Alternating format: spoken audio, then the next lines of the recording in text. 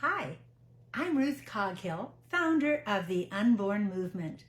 I didn't set out to start a new movement, but it unfolded after the release of Unborn, Untold, True Stories of Abortion and God's Healing Grace. 12 moms, 4 dads, and 1 grieving grandma share their experiences of how abortion has impacted their life and rippled out into other generations. I first felt the sting of abortion when I was in high school.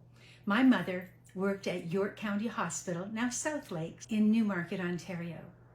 She worked in the lab, and on Wednesdays was abortion clinic day. At the end of the day, it was her responsibility to carry out the green garbage bag of little tiny humans. The burden that she carried from that experience, I could feel when she came into the house and sat down hard in the velour chair. You know, the weight of the burden of what she had done was far greater than the weight of that bag.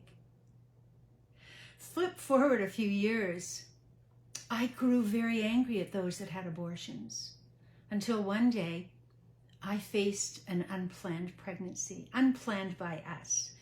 But God was giving us the opportunity to fulfill a dream of 4 children. And although there was a big space between the first and the last, we knew it was God's design. But because of some health concerns, my doctor suggested an abortion, not once, but twice. I came away from that appointment that day with thoughts that have taken me years to process.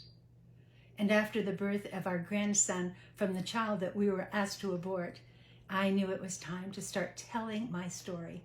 So the movement is all about encouraging you to be informed, motivating you to be involved, and then asking you to be in prayer, to make a difference in Canada, in the United States, and around the world, because there is much pain and brokenness.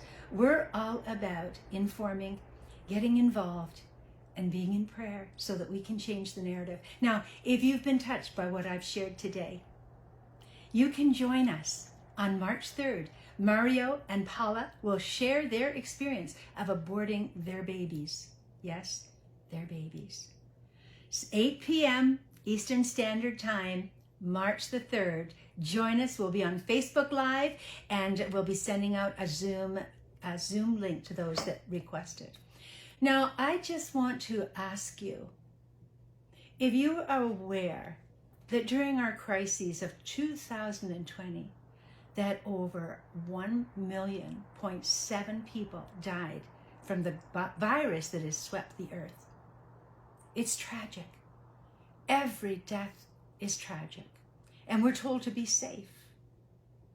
But did you know that during that same time period, 42.9 million babies were aborted, abortion considered an essential service? Oh, my friends, I'm looking forward to the day. I'm longing for the day when the deaths of these little people will be taken more seriously. Join me on March 3rd. Find out how you can be involved in a movement moving around the globe.